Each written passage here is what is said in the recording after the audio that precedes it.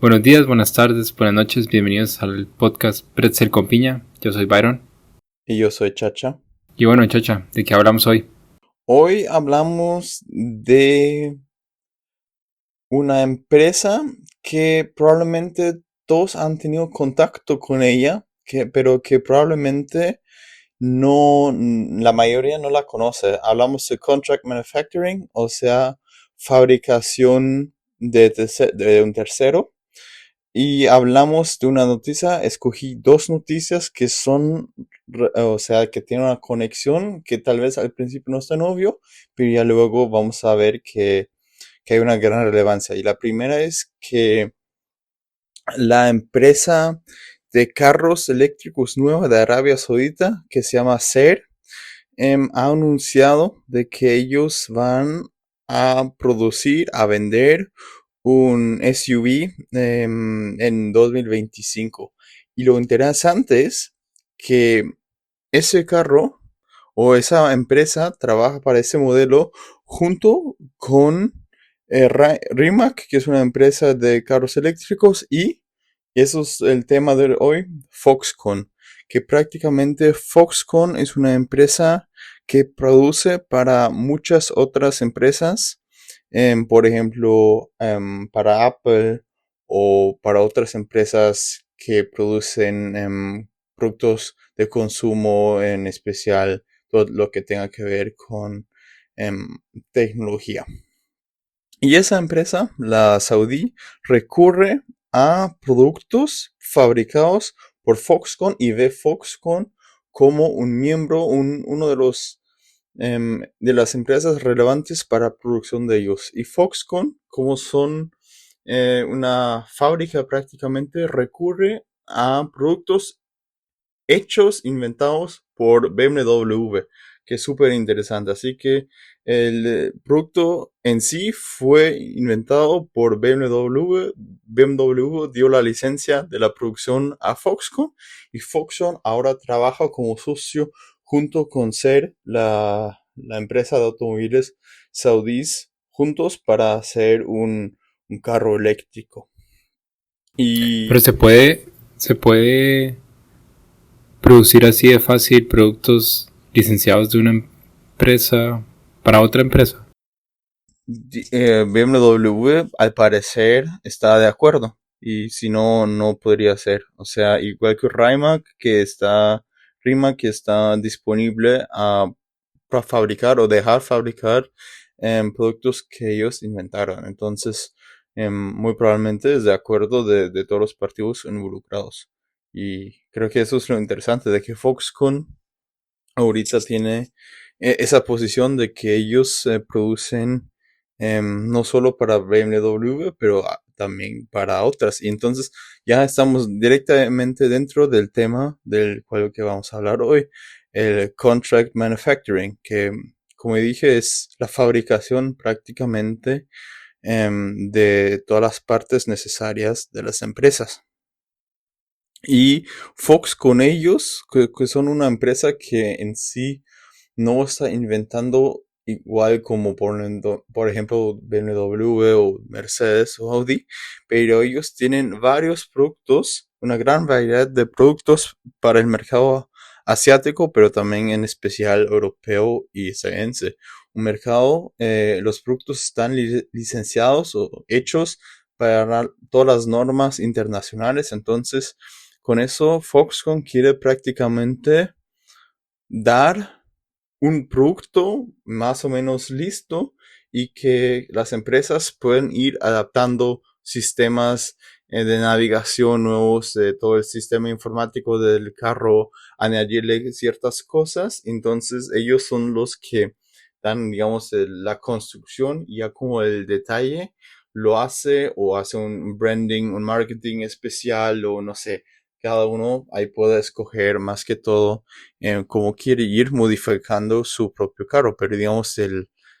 producto en sí es fabricado de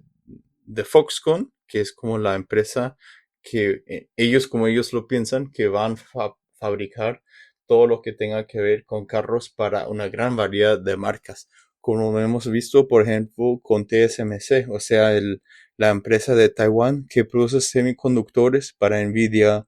para, para otros grandes de la industria, y ellos también están inventando, pero por ejemplo Nvidia no tiene grandes plantas de producción para sus chips, sino ellos los dan a TSMC para que ellos lo producen, igual como lo hacen muchas otras empresas. Entonces son dos ejemplos, TSMC y Foxconn, que trabajan como esas empresas de fabricación. Y eso va a ser el tema de hoy. Exacto. Y bueno, acá hablando un poco de los autos y de contract manufacturing y de Apple, que Apple este año abandonó su proyecto de hacer un carro propio, a pesar de haber invertido más de $1 billón. Bueno, a pesar de invertir $1.000 millones de dólares por año en el proyecto de crear un carro marca Apple. Que bueno, que aquí vemos que podrían haberlo hecho directamente con Foxconn si lo hubieran querido hacer. Sí, entonces volviendo a la fabricación de contrato, es bastante interesante porque ellos pueden producir partes, componentes o productos completos. Por ejemplo, para Apple, ellos obviamente no producen todos los componentes de ellos mismos, pero ellos son los que al final juntan los diferentes productos y lo finalizan y lo mandan donde lo deberían mandar. Entonces, ¿qué es el modelo de negocio que ellos? Es prácticamente, ellos producen algo que fue diseñado o sí, hecho de una empresa que ellos, y esa empresa no tiene las plantas de producción para hacerlo a una escala grande, y entonces ahí entran esa fabricación de contratos que esas empresas tienen la mano de obra, tienen las plantaciones de producción, tienen la maquinaria y esas cosas. Entonces y la idea detrás de eso de que hay una división de trabajo, unos que están especializados en ciertos pasos de la producción, en ese caso Foxconn, que ya tiene mucha experiencia en diferentes procesos y ya los ha optimizado. Y obviamente, si más empresas recurren a la misma empresa de fabricación, ellos lo pueden producir a una escala mucho más alta, y con cada producto o cada parte que haces adicional, puedes reducir el coste porque es un efecto de escala. Y eso es la división de trabajo, que una empresa innovadora puede enfocarse en innovar, una empresa que está enfocada en diseño se puede enfocar en diseño, y así cada uno hace lo que ellos mejor pueden hacer y reducen los costes y pueden ser más rápido en lo que ellos hacen. Y eso vemos en especial en la industria aeroespacial, industria también defensa, y como hemos hablado también electrónica, semiconductores, automotriz y farmacéuticos, por ejemplo, también. Y muy resumido, ¿cuáles son las ventajas? Primero, como he dicho, ahorro de costos, también habilidades avanzadas, o sea, los fabricantes tienen la experiencia y tienen buenas relaciones con los proveedores, o sea, obviamente cuando uno es la empresa que al final conjunta los frutos, ellos también son los que tienen contacto con las empresas que están produciendo los componentes que uno mismo junta. Y eso puede ser muy valoroso y también le podría ayudar a bajar el precio al producto final, porque si le dices, en vez de te compro 10, te compro 10,000, entonces le puedes decir al proveedor, hey, me vas a dar un mejor precio, y así los dos van ganando, el fabricante y digamos la empresa, el cliente de esa empresa de fabricación. Y si eso es otra ventaja, también la calidad puede ser una ventaja, que así la, la aseguración de que la calidad sea alta muchas veces es dada cuando la empresa tiene un departamento que solo se enfoca en de que la calidad sea bien. Y digamos, empresas pequeñas muchas veces no tienen los recursos ni financieros ni humanas para poder asegurar que la calidad de todos los productos sea iguales. Y como es, los fabricantes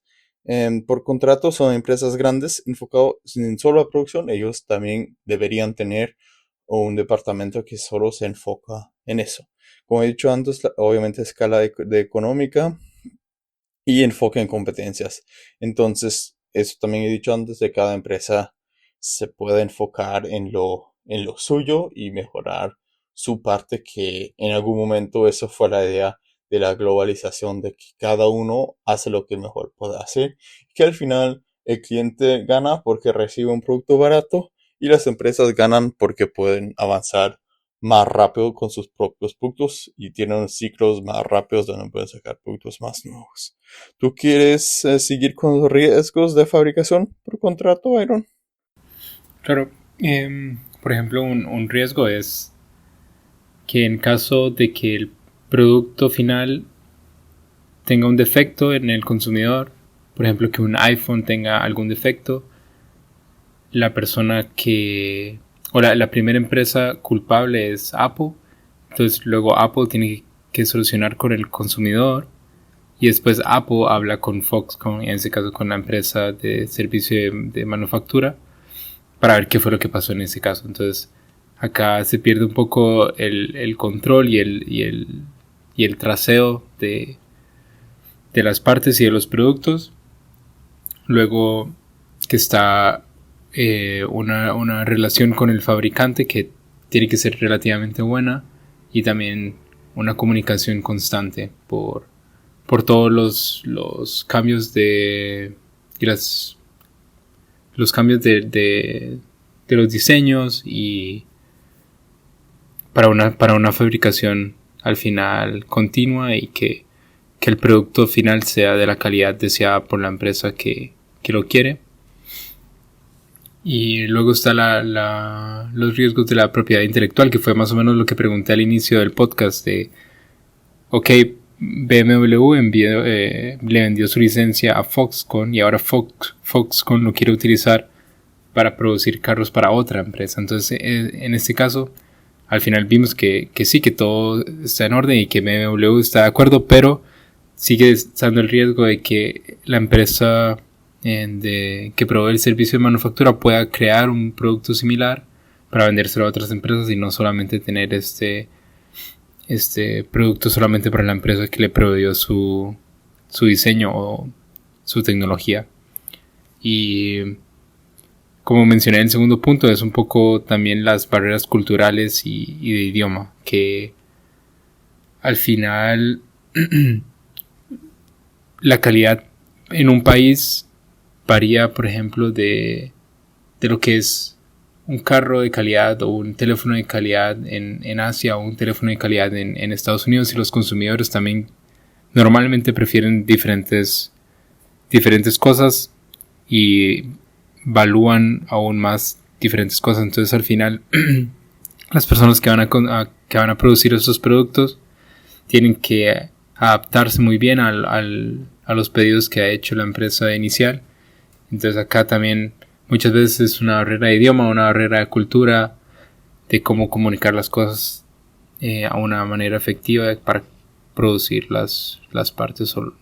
hacer los ensamblajes de una manera efectiva y de calidad que se necesita. ¿Algo que agregar acá?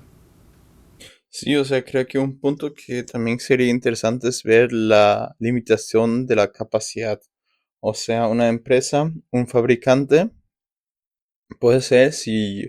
otro cliente de esa fábrica por contrato dice, hey, te pago el doble por cada producto que me haces, o te pago el doble si me mandas primero los semiconductores en vez que a tu cliente. Y eso obviamente es fatal para la empresa que no recibe lo que ellos esperaban por el contrato, y puede ser que así también la cadena de valor se rompe hasta cierto punto, porque si soy una empresa pequeña y como lo hemos visto durante la pandemia, cuando de uno se necesitaban más chips para computadoras y todo instrumento eléctrico para trabajar desde la casa, otras empresas que producieron, por ejemplo, máquinas de lavadoras o lavaplatos o hasta carros, no han recibido la cantidad de semiconductores que ellos han pedido. Y eso resulta en parte, no solo, pero en parte porque las empresas que construyeron computadoras dijeron, hey, te pagamos el doble por los chips porque ellos sabían que la compu que la pueden vender a un precio mucho más alto por la pandemia, que todos estaban en la casa y todas las empresas necesitaban compus para darlos a sus trabajadores. Y eso es un problema, en especial cuando la cadena de valor se interrumpe, sea por una crisis, como vimos, sanitaria, pero también puede ser guerra o una crisis económica o simplemente cuando explota una fábrica. Por ejemplo, en India, hace medio o tres, sí, sí, creo que hace medio año, explotó una fábrica en India que producía un ingrediente para un producto farmacéutico. Y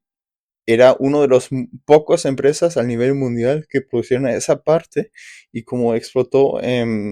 duró varias semanas hasta meses para lograr reemplazar este producto o reemplazar esa fábrica y encontrar y comprar ese producto en otro lado. Y eso obviamente resulta en la cadena de valor que se rompe y que el producto al final no sea accesible o solo accesible a un precio muy alto. Entonces, todo eso crea prácticamente un monopolio porque obviamente solo viendo los costes una empresa al final va a ser la que va saliendo y que prácticamente con el efecto de escala logra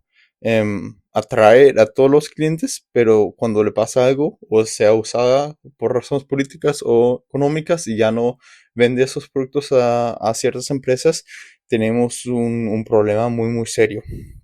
Y obviamente también menos flexibilidad cuando hablamos de fabricación por contrato. Entonces puede ser si uno en especial es una empresa no como Apple o otras que prácticamente llaman ahí y pueden hacer cambios, exagerando un poco, pero otras también recurren a Foxconn para otras cosas. Y entonces tal vez el servicio al cliente no siempre sea este de que, ok, 100% flexible, te cambiamos eso, ellos te responden, ya hemos programado todo para los próximos 3 4 meses, no podemos hacer ningún cambio ahí. Entonces uno tiene ahí atrasos solo porque uno quería tal vez cambiar un cierto detalle en el producto. Eso tal vez una producción propia no hubiera sido así. Y otro punto, obviamente, son costes adicionales. Por un lado, claro, que puedes reducir tus costes cuando quitas, digamos, los costes de trabajadores, de maquinaria y todo eso, pero obviamente la fábrica de por contrato también quiere ganar su dinero y le añade cierto porcentaje o te pide un cierto porcentaje del precio por el cual vendes el producto. Y eso, obviamente, hasta cierto punto, también puede ser visto como un punto negativo porque no se sabe cómo, bueno, sí se sabe, pero puede ser que ese precio va cambiando y uno después está obligado a pagar este precio alto para poder seguir recibiendo los productos porque ellos ahorita tienen la fuerza y decir, si no pagas esa cantidad de dinero, ya no vamos a darte los productos porque ellos saben que una producción propia en tan corto plazo no va a ser factible y por eso ahí también la fabricación por contrato tiene un argumento fuerte para subir el precio a su propio favor. Entonces son varios factores y en especial en esa época, desde la pandemia hasta hoy, vemos que con las tensiones políticas y también con la crisis sanitaria hemos tenido varios de esos problemas y actualmente hay grandes discusiones, en especial en Estados Unidos y en la Unión Europea, de hasta qué punto la fabricación de contrato, en especial en conjunto con empresas situadas en Asia, en especial en China, em, sean algo sostenible a largo plazo. Y creo que aquí deberíamos abrir la discusión. ¿Tú cómo lo ves, Byron? Eh, pues al final tiene muchas ventajas de hacer el outsourcing porque al final puedes tener un producto de alta calidad por un precio relativamente bajo, pero los desafíos que eso conlleva al final creo que depende de qué. Creo que si una empresa es lo suficientemente grande para producir sus propios productos, creo que vale la pena hasta cierto punto en una perspectiva claramente un poco inocente, yo diría, de producir sus propios productos para tener mucho más control y más flexibilidad, como lo mencionabas. Pero claramente esas empresas saben que al final el costo es un poco más alto si ellos lo producen en sus empresas de manufactura o si crean sus plantas de manufactura propias, y por esta razón al final lo ponen en el outsourcing. Y para las empresas de pequeño tamaño creo que es casi imposible crear sus propias plantas de manufactura, por lo que solo les queda ir a estas empresas enormes, y al final tienen el problema de que estas empresas enormes siempre van a priorizar a, a los contratos más grandes. Entonces creo que es una, una industria que todavía tiene mucho por explotar, y lo vemos un poco, por ejemplo, si vemos el gráfico de cómo ha crecido Foxconn en las ganancias desde el 2005 al 2022. En el 2005 tenía 21.000 millones de dólares de ganancias, y a finales del 2022 eran 215.000 millones de dólares. Al final son casi 200.000 millones de dólares más en 15 años, 17 años. Entonces creo que es una empresa es una industria que todavía tiene mucho por explotar, y esperemos que al final no termine siendo en una industria regida por 3 4 empresas que actualmente son principalmente Pegatron, Foxconn y Taiwan, ¿no? Eso es la discusión y digamos, India gana ahí el rol que Apple mismo está pensando mover su producción en parte a India. Eso tiene varias dimensiones. Por un lado, obviamente India tiene un interés en abrir plantas en su propio país, porque como dijiste anteriormente, la propiedad intelectual también se pierde hasta cierto punto. Entonces, la gente trabajando en esas fábricas gana experiencia de cómo esos productos, esos componentes son hechos, de cómo se usan y todo eso. Entonces India, ahí, igual como China lo ha hecho, quiere apropiarse hasta cierto punto de esto. Pero por otro lado, claro que también tenemos ahí razones políticas, que por ejemplo no se sabe o digamos Apple no quiere que toda su producción está basada en China, porque si pasa algo político, una guerra o sanciones o aranceles contra ciertos países, ellos son los que salen afectados porque pierden su productor número uno de sus productos más rentables en, para esa empresa y sería el peor caso que puede existir si una empresa o Apple pierde el acceso a su planta de producción prácticamente y sería fatal y no solo ellos, si uno Nvidia tendría un problema similar y también otras empresas, Samsung que es una de las empresas que más chips produce, pero no las produce todo en Corea, sino también lo tiene fabricadas en otros lados, en especial en China. Y por lo tanto, sí, o sea, es un tema que tiene varias dimensiones, viendo desde la perspectiva de la empresa hasta lo verlo al nivel macroeconómico, viendo a la economía nacional de cada país, que obviamente de eso también dependen muchos trabajos. Y volviendo al tema inicial, digamos, si prácticamente solo la innovación queda en un país, viendo por ejemplo la industria automotriz alemana, digamos, si todas las empresas mueven la producción desde Alemania, a China o otro lado, solo como ejemplo a India o lo que sea, claro que también se pierden esos puestos de trabajo, porque se van. Si ya la producción no es en Alemania, mucha gente va a perder el trabajo y eso es un riesgo político y claro, un riesgo individual de cada persona, de que su propio trabajo tal vez se va a ser hecho por una persona en otro país, en otro continente y eso es un problema porque, claro, para el país de donde se va la empresa, porque gente desempleada es un riesgo para el sistema político y sí, eso puede resultar en,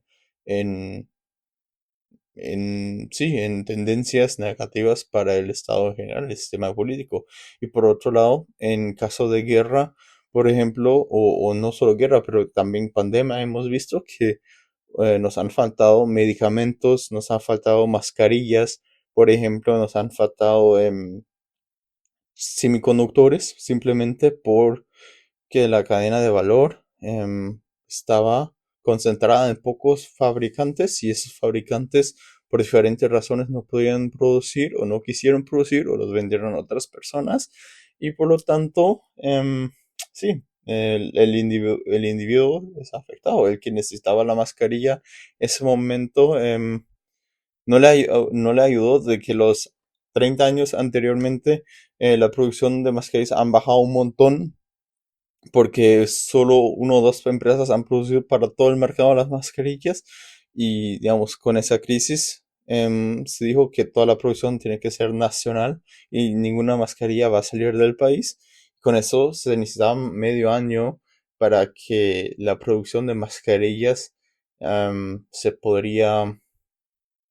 de mover a otros países, que otros países también empezaron a producir mascarillas y hoy en día vemos que llegamos al punto de tener una mascarilla en sí. Claro, ya no es tan urgente como en ese entonces, pero ya igual las tenemos en grandes cantidades y a precios muy bajos. Y, pero siempre es, digamos, el peligro son esas semanas, meses o hasta años en cual el producto no es accesible o solo accesible a un precio más alto. Y lo vemos también con armamento, con cierto, o sea, no el armamento en sí, pero ciertos productos que uno necesita para construir ciertas cosas para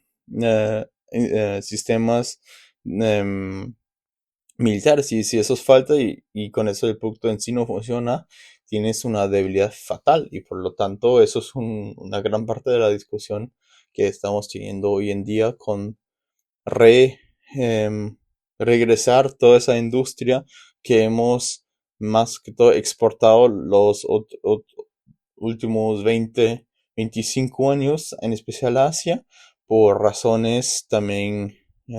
geopolíticos, estratégicos y por lo tanto, sí, es un tema complejo y creo que es un tema súper interesante. Claro, y también, por ejemplo, las empresas que proveen el servicio de manufactura que también están un poco atrapadas en la política de, por ejemplo, en noviembre Estados Unidos prohibió a Taiwan Semiconductors de venderle chips a China, a los clientes de China, porque se dieron cuenta que teléfonos de Huawei tenían chips de Taiwan Semiconductors. Entonces al final el único afectado acá, pues no el único, pero el gran afectado es Taiwan Semiconductors, porque ahora tiene que ver de dónde recibe el dinero que le estaba dando los clientes chinos por sus chips. Y ahora tienen que buscar clientes nuevos para venderle, que al final están llenos de peticiones y Nvidia de fijo les va a llenar la agenda, pero bueno, al final tienen que cambiar un poco el plan de negocio que tenían hasta ahora por una decisión política que al final ellos no tienen ningún control sobre. Es simplemente hacer o Estados Unidos los va a banear de que no les pueden exportar chips a ellos. Pero bueno, Huawei también es afectado, o sea, son dos prácticamente que se han afectado. Huawei también va a tener problemas en encontrar conductores que hagan lo que ellos necesitan. Entonces, ahí vemos a dos empresas afectados. En especial resulta y porque los dos estados Estados Unidos y China están entrando en una fase conflictiva y por lo tanto también las empresas son afectadas. Perfecto. ¿Algo más que agregar? Creo que con eso hemos tenido un episodio muy interesante hoy y espero que vuelven a escucharlo y que nos esperan la próxima semana. Perfecto. Entonces no olviden seguirnos en Instagram, TikTok, YouTube, X y darles un like en Spotify y en Apple Podcasts, Google Podcasts. Perfecto, nos escuchamos la próxima semana. Chao, chao.